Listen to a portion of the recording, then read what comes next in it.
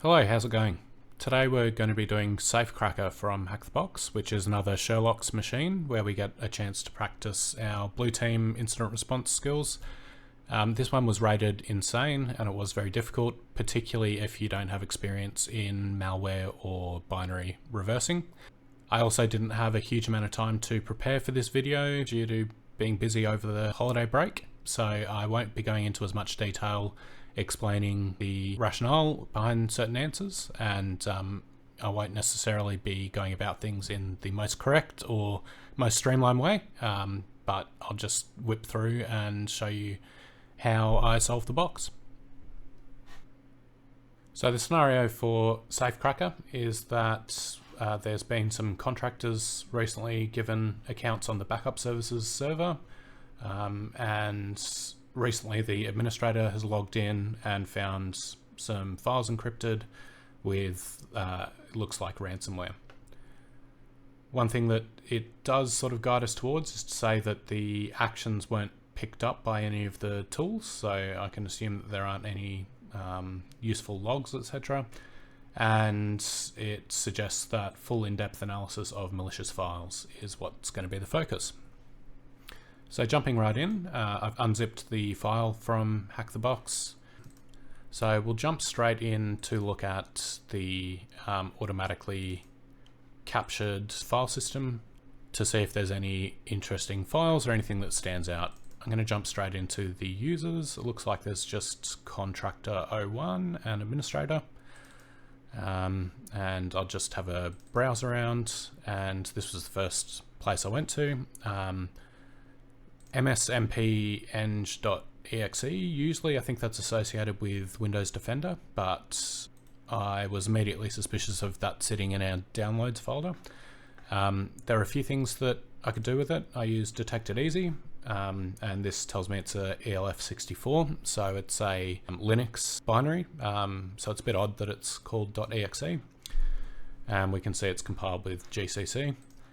And because I was suspicious of it, I also wanted to grab the hash of the file and run it through VirusTotal.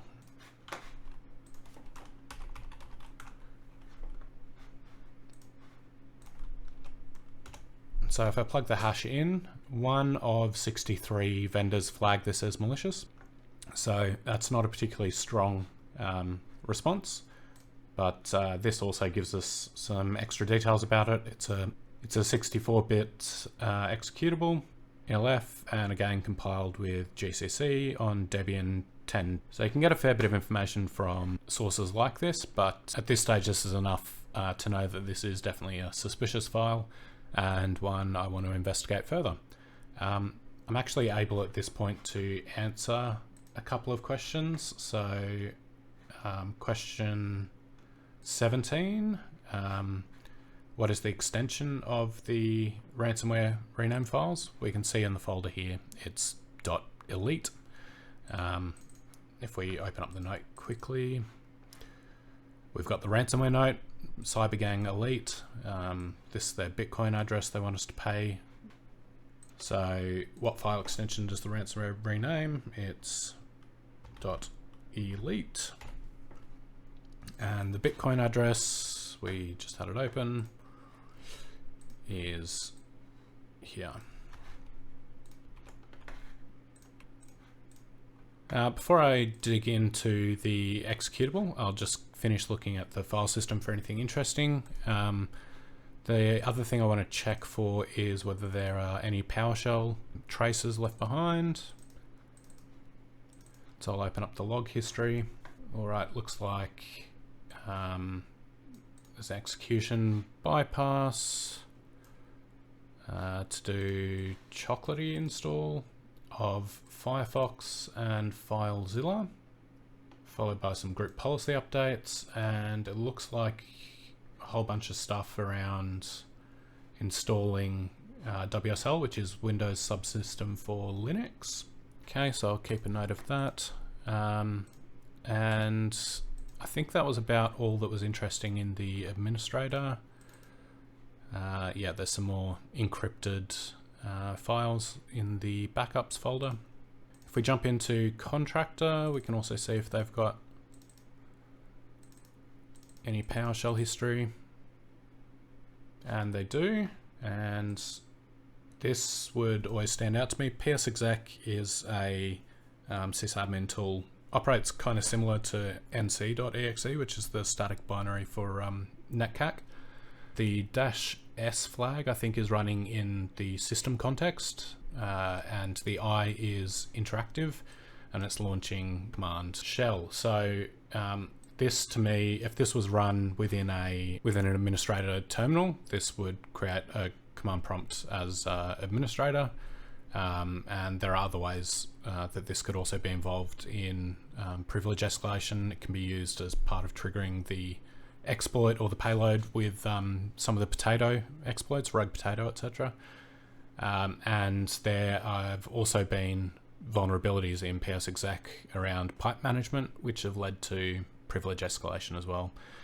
So to me, this looks like an attempt at privilege escalation from the Contractor 01 user. So I can use this to answer another question, which was around which commands did the threat actor utilize to escalate to system after initial compromise. I suspect it's that, which turned out to be the correct answer. And I mean, there are only 2 accounts on this machine, so it wasn't a stretch to assume that it was Contractor 01 who was initially breached. I think there was question 14 here. What compiler was used to create the malware? We saw on VirusTotal, msmp-eng.exe was compiled with GCC. And so the last thing I want to do before I jump into malware reversing is to have a look at the extent of the ransomware. So I want to see how many files have been encrypted by the deployment, and the obvious spot that I would look at that is going to be in the must file table record. So what I'll do is extract it as a CSV so we can easily parse through it. And I'll use the tool from Zimmerman Tools, mfte cmd, and I'll pass the file.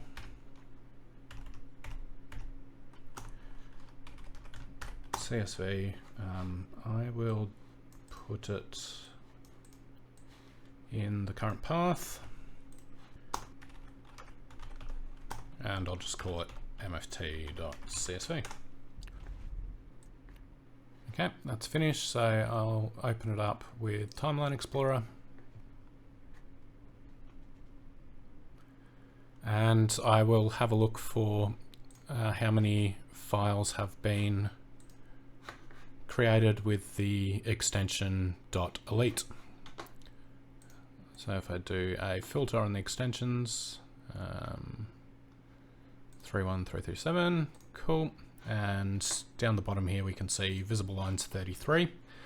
So I would assume that there were only 33 files encrypted. And I will plug that in as the answer for task 3. So one last note before I get into reverse engineering the malware.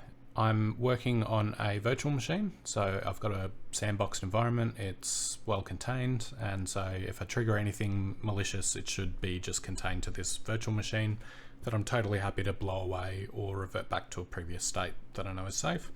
I'd suggest if you're ever doing something similar, you work in a similarly sandboxed environment. There's 2 different ways that we'll evaluate this malware. Firstly, we're going to do some static analysis, and that means disassembling or decompiling the code into sort of quasi C code and assembly language, so we can have a look at the main sort of functions and what's happening, and then we can do some dynamic analysis and actually run the code. So jumping straight into IDA, which is our disassembler, I'll just use all of the standard settings and let it do its automatic analysis.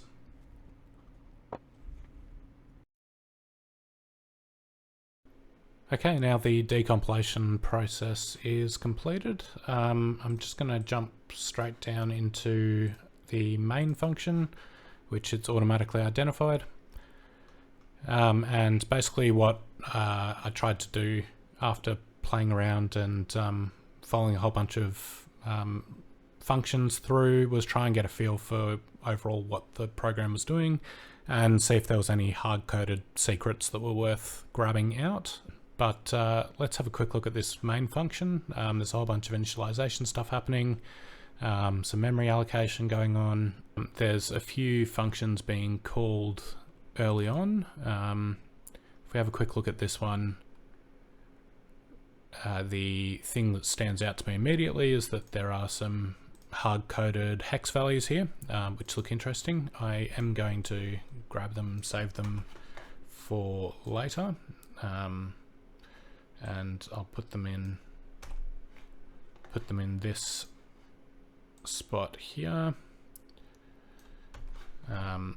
They do actually turn out to be the key and IV for decryption of the malware. So I'll put them in there for the time being, but jumping back in, if you do follow this all the way through and start to dig down, you start seeing references to OpenSSL crypto libraries. Starts to give you a view that this is something to do with encryption or decryption. Again, following through to the next function here. Yeah, you can keep digging down deeper and deeper and seeing all the different function calls, but at a very high level, this main function, we can see that it's doing a memory creation, some sort of string naming itself test, some error handling, some more error handling. We can see that there's it's grabbing a file descriptor, a proc.self file descriptor, and there's jump back. There's a variable there.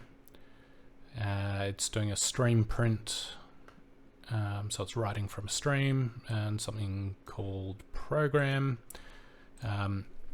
Basically, after a whole bunch of digging around, what I could sort of figure out from this was that it was likely some sort of unpacker, which was decrypting some malware, dropping it into file descriptor, and running it as an executable called program. So because I'm not an expert in reversing malware, I'm going to jump straight into dynamic analysis, and I'll leave IDA open in the background. So I'm going to run a few binaries in Linux, WSL, Windows Subsystem for Linux. Make this a little bigger. So the first simple approach I'll take is to use some tracing binaries. So there's two main ones, ltrace and strace. I think strace is the older one and ltrace might be newer. But if I run ltrace against the binary, you can see a huge amount of output. Basically, it seems to output every syscall or memory allocation that happens when the binary runs. So we're able to step through and get a view of exactly what's happening. So there's a get environment call happening, some memory allocation, 32, 16-bit. The two big hexadecimal strings that popped out to me in the static analysis show up again. And they're immediately followed by what looks like a whole bunch of escaped binary data being written to memory. A whole bunch of data being written to different memory addresses in fairly large size. There's then a file descriptor creation, and it looks like something gets executed.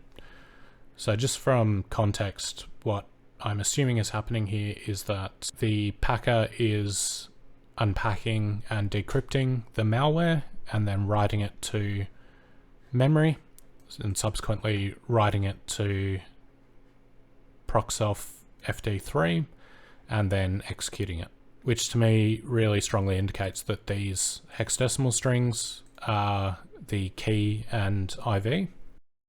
So continuing along with this analysis, after the binary gets executed, we can see there's another environment call, and it's then opening proc_self status, reading it, doing some sort of string check against tracer PID, and based on the outcome of that check, it's outputting debugged to the screen. So this turns out to be the answer to several questions. So task 11, the binary appears to check for a debugger. What file does it use? And that is proc_self status. If the malware detects a debugger, what string is printed to the screen? It is debugged.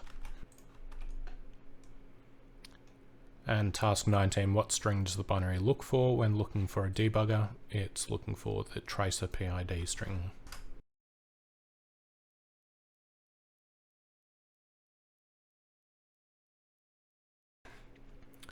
And we can see another F open, this time on home, blitztide, projects, payload, etc. And that shows up again here. So it looks like there's some sort of static link in the binary to a home address of a user called blitztide. And this is probably the username of the person who created this malware, or this unpacker at least.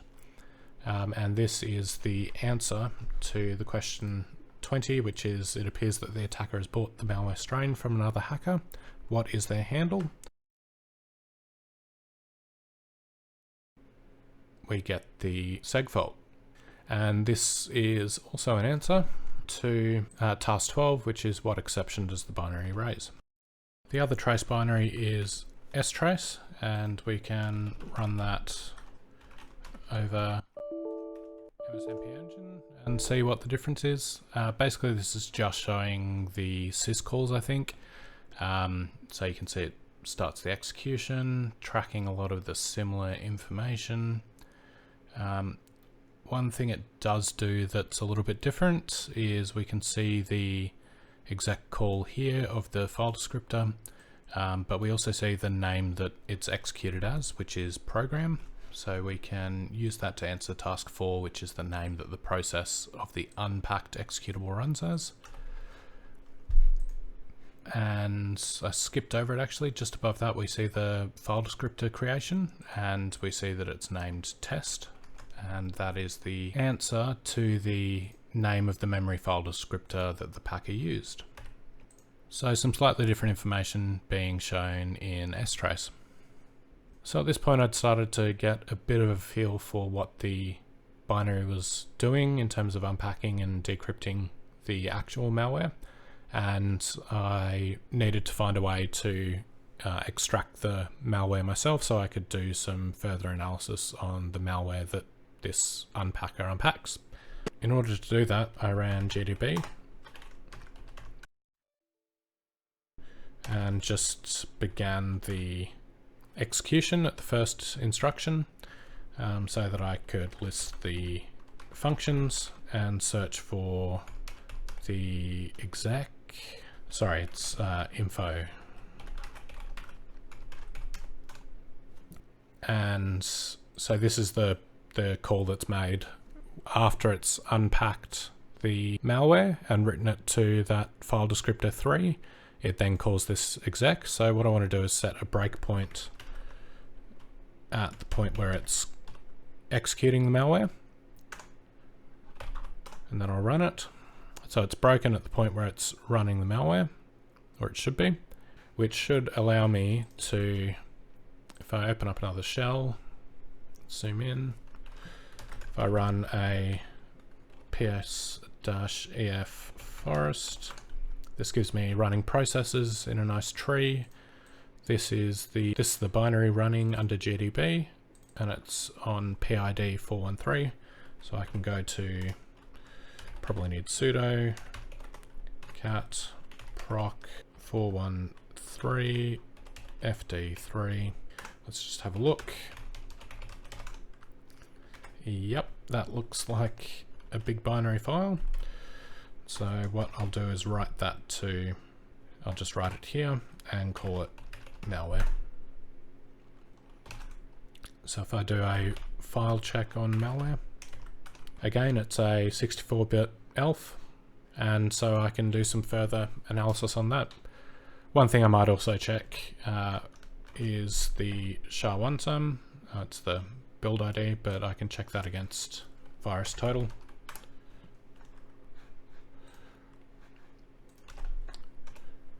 And there are no matches found. So this might be novel malware or just significantly enough changed from the signatures of existing malware.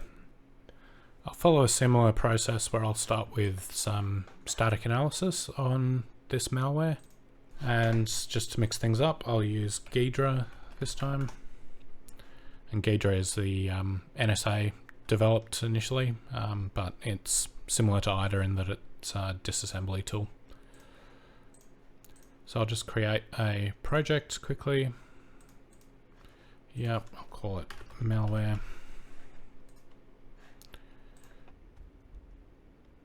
And I want to import the malware sample. And I'll go with the default analysis options once again.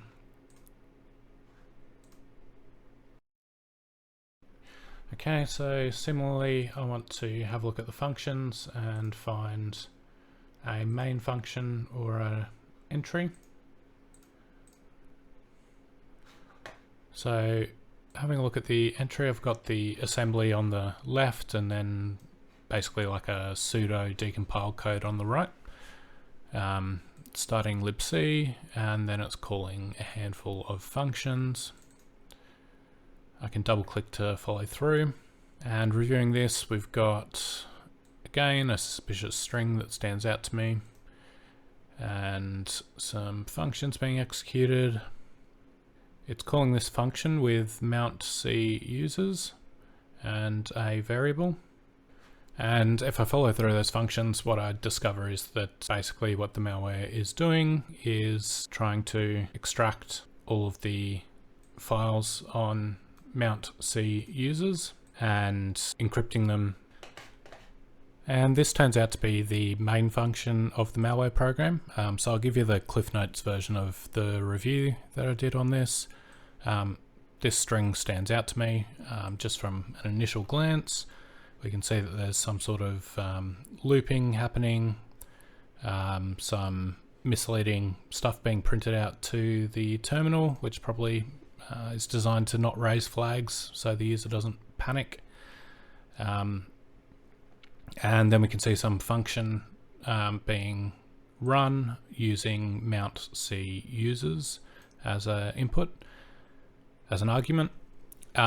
Mount C users is the relative address you would use if you were in Windows subsystem for Linux, WSL.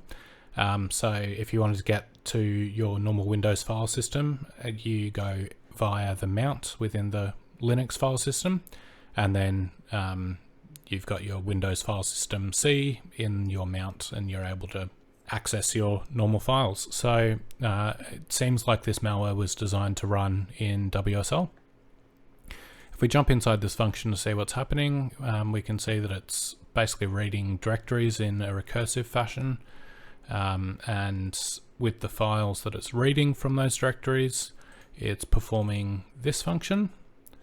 And this function is a encryption function effectively. It's using the string that we identified earlier and XORing that against, well, it's looping 8 bytes at a time through the contents of the files, XORing those 8 bytes against this random string, and that's the way that it is encrypting.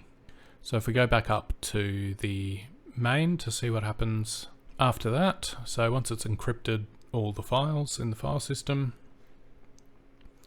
it's then calling this function, which is, I think, just listing the files that it finds, and subsequently it's writing the encrypted data to a file name .elite, which is what we saw on the system, and a separate variable it's writing to the file name .note, and that's the ransomware note. If we follow it further down, we can also see that it's attempting to delete the original file. So, pretty standard sequence of events for ransomware. At this point, we can answer a handful more questions. So, question 5, what is the XOR key used for encryption strings? That is this one here. What is the target directory for the ransomware? That is mount C users. And while we're here, we should answer what is the contents of the .comment section. So in Ghidra, we can go up to the program tree at the top and find .comment, which is the headers, and this is the string that they're looking for. Apologies for this sloppy cut. I also want to answer question 13 at this point, which is what extensions are targeted by the malware. I actually found this a little bit easier to show in IDA, so I've just opened it up in IDA the same way I did with the other malware, and I kind of cheated with this one in that I just did a text search for one of the file types. Actually, I used one that I know was actually encrypted. And it comes up with some references. If I follow one of those references, I can see there's a whole list here of different extensions and types. I did do a bit of playing around and tried to find where these offsets were referenced. And I did find a function that was doing some sort of extension checking, but I couldn't quite figure out how that mapped into the main function or where that was called. So I kind of cheated and just looked through the list here for all the different types of data types that were handled by the application. And the only one that I couldn't find any sort of reference to was exe. Just a quick sidetrack to note that there's other ways of getting this information. So if you wanted to do this dynamically, you can run GDB and pass in the malware. I'll just start from the first instruction, and I'll find somewhere to set a breakpoint. So if I jump across to the main, let's say I want to bypass the debug check so that it executes the rest of the program. I can jump in and check its what it's doing. Basically, this is checking the tracer process ID and then passing that process ID back. What I want it to do is to act as if it's looked at the proc_self status, looked at the tracer PID line, and found nothing in there rather than finding the PID of GDB. So what I'll do is set a breakpoint on the conversion to an integer and see if I can manually edit the information. Break on A2I and continue execution, and we can see that it's passing back the process ID of 24,904. So what I'll do is just set RAX to be null and do the same for the RDI. And then it should pass this test, and if I wanted to, for example, catch this point here, I can set another break on readdir. I'll delete the existing breakpoints and break on readdir. Continue. This is actually getting caught on another part of the function, which seems to be doing some URI checks. While we're looking at this, we may as well answer one of the questions. So one of the questions is what system call is being utilized to list the files within the targeted directories, and that is within this function, and we can see it's using the readdir function, and then it's calling dir entry. I tried to set a breakpoint on dir ent, but it wasn't defined, and that led me to a quick Google search, which was Durant syscall, and I could see a Linux man page came up for getdense, which is the I believe the syscall for this Durant. So it's got get directory entries and get directory entries 64. So this is the answer for the syscall here, and we can also answer which call is used to delete the original files in a similar way. So if I jump in, so I'll actually jump up to a previous function which I renamed, and we can see this is where the deletion happens. It's calling remove, and so I'll do a similar search with I'll put Linux syscall remove,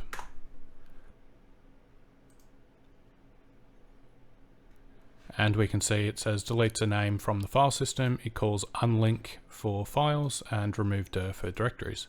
So the answer here is unlink. So we only have 2 questions left at this point. The first one's about what encryption the packer was using, and the second one is the compression library used to compress the packed binary. I actually kind of guessed the encryption for that the packer was using. I'm sure there's a better way to establish this for sure. I did look through the binary in Ghidra in quite a lot of detail, and also looked up the actual OpenSSL libraries to try and see what would have been set to choose the encryption method, but didn't really come up with anything. What I ended up using was the length of the encryption key and the initialization vector. So the encryption key is 64 characters long, so that means it's a 256-bit key. And so I'm immediately thinking it's 256-bit, and then the initialization vector is 128 bits, which would match with something like AES, which has a block size of 128 bits. So just based on that and the fact that we have a key and an IV, I'm thinking it's some sort of chaining algorithm, so maybe cipher block chaining, cipher feedback or output feedback, or some sort of chaining cipher. The most common that I've come across anyway is cipher blockchain, so my guess was that it was going to be AES 256 CBC, and that's what it turns out to be. I definitely cheated on task 10 as well. I went into Ghidra and just did a text search for compression. And once that search is run, we can see there's a whole bunch of references here to zlib, and so that's what the answer turns out to be. And I think that is all of the tasks completed. So that's the end of the first insane rated Sherlocks box, and it was certainly challenging for anyone who doesn't have much experience reverse engineering malware. But I look forward to doing some more throughout the year and getting more comfortable with reverse engineering malware and some dynamic and static analysis of binaries. Anyway, thank you very much for watching, and look forward to seeing you in the next one.